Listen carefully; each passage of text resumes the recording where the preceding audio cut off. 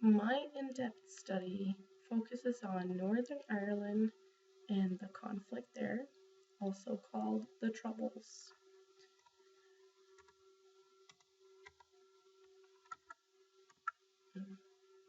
How has the Troubles shaped the current situation in Northern Ireland? To understand this conflict in Northern Ireland, we have to look at the history. The Trouble was a reaction to decades of oppression. This conflict has its origin all the way back to 1541 when Henry VIII brought Ireland under English domination. Henry and his daughter Elizabeth I wanted to colonize Catholic Ireland and therefore started with the most fertile part, Ulster. In the early 1600s, Protestants settled in Ulster to take over and control the land. This is the very beginning of what later turned out to be a long-lasting conflict between the nationalists, the remaining Catholics in the area, and loyalists, Protestant settlers brought over by King Henry VIII. Following with the Battle of Boyne in 1960, where William of Orange, Protestant, defeated King James II, and in 1801, when Ireland joined the Union, bringing more conflicts to the table.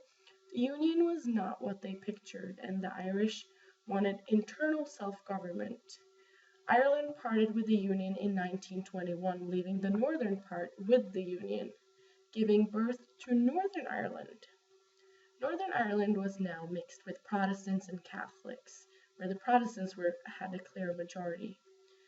They stayed true to the Union, oppressing the opinions of the nationalists that wanted their independence.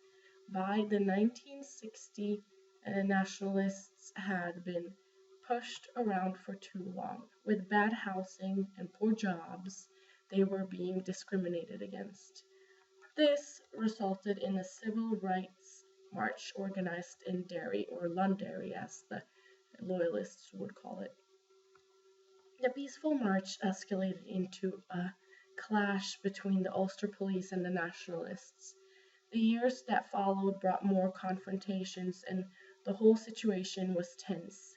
In 1969, the British sent soldiers to Northern Ireland, stating the situation was out of control. The IRA mobilized to defend the nationalists from the British soldiers that actually claimed they were there in favor of the nationalists. Then came Bloody Sunday, and it was originally a peaceful nationalist demonstration that turned out really bad. This incident became a turning point in the ongoing aggression between the two. Northern Ireland was not far from civil war at the time, but luckily they avoided that. The IRA realized that they would never have the means necessary to overthrow the Brits, so they changed their approach and became more violent.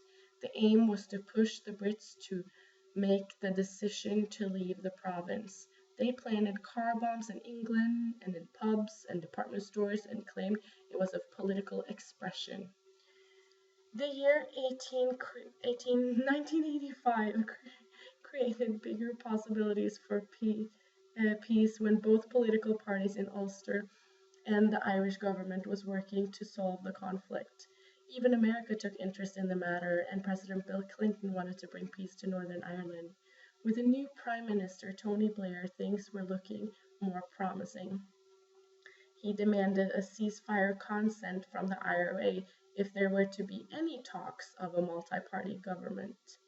This resulted in one of the more positive happenings in some time, the Good Friday Agreement, that was designed to open for self-government. The people behind this were the two party leaders, David Trimble and John Hume, that was later rewarded with the Nobel Peace Prize in 1999.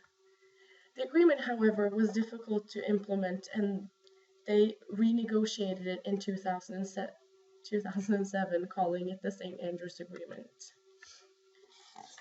Many people believe that the conflict in Northern Ireland is caused by religious disputes. This because of the discrimination of the Catholic minority by the British Protestants. In the beginning, this might have been one of the reasons, but the conflict focuses mainly on which of the two have the most rights to the land and to govern themselves.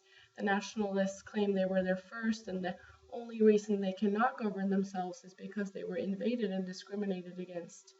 The Unionists were sent there to control the land and they did not have a choice, so they settled in. And since they were a majority, they felt like they had the right to govern. And this created years with conflict. Now, the conflict has changed, and we are faced with two political identities seeking two different options regarding the constitutional belonging. They are closer to peace than ever before and trying to integrate the two traditions in, for example, sports and education and even politics. Even though there is much more equality between the two, many Catholics are still unhappy about the situation. Bringing us back to my introducing question, how has the Troubles shaped the current situation in Northern Ireland? Looking at the history, we do see that Troubles was more or less unavoidable, and it has set its mark in the society in Northern Ireland today. Today, Northern Ireland is a place you can visit without fearing for riots and violence. However, you can see how affected this place has been. Everywhere you go, you can find murals with militant images and churches with steel mesh protecting the stained glass windows. Like Berlin, the city was divided by a wall. This wall is still standing today in Belfast, in contrast to the Berlin Wall that was torn down in order to create peace. People in Belfast claim that they have normalized the city without having to tear down the walls. This reminds us of the history and the long-lasting conflict that has to a very high degree shaped Northern Ireland today. On one side, dealing with the current situation, you have many people seeing the light at the end of the tunnel and are positive to a more equal society. And then on the other hand, you have people that are more probably hit harder and are still holding a grudge. On a Northern Irish webpage, I found this quote here on the PowerPoint. Our economy is thriving, new industries are being created, cities are being revitalized, with millions being invested in regeneration. There is a new cultural vitality, pride, and optimism. Instead of emigrating, our brightest graduates are staying. Tourism is thriving too, with new visitors discovering our humor, hospitality, scenery, and quality of life. It is so positive and looking to a better future. Obviously, they are trying to get more people to visit Northern Ireland, but I found it worth mentioning that there is positivity in the air. And back to a more serious matter, in the article The Guardian posted on the 8th of May 2016, they're still talking about the two ideas of sovereignty.